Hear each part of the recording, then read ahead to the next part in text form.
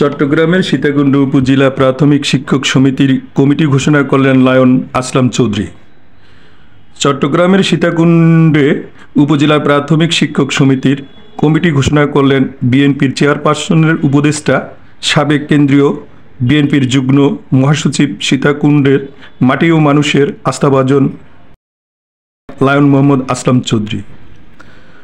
অদ্য 29 নভেম্বর বিকাল 5টায় উপজেলা শিক্ষক সমিতির গঠনমূলক কমিটি উপহার দেন তার নিজ বাসভবনে। এ সময় উপজেলার সকল প্রাথমিক বিদ্যালয়ের শিক্ষকগণ উপস্থিত ছিলেন। সকল শিক্ষকের উপস্থিতিতে এই কমিটির সভাপতি ইয়াসমিন আজাদ ও সাধারণ সম্পাদক মোহাম্মদ শরীফুল ইসলাম ভুইয়ার নাম ঘোষণা করে পূর্ণাঙ্গ কমিটি হাতে তুলে দেন।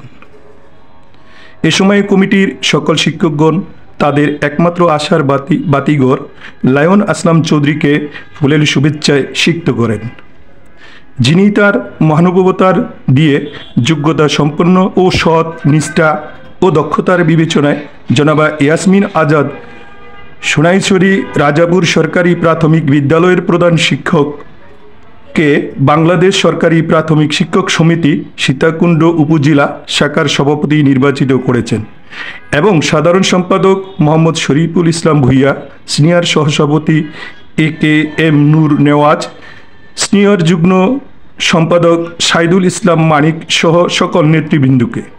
উক্ত কমিটি ঘোষণাকালে সীতাকুণ্ড উপজেলার বিশিষ্ট রাজনৈতিক, পেশাজীবী সংগঠনের নেতৃবৃন্দ উপস্থিত ছিলেন।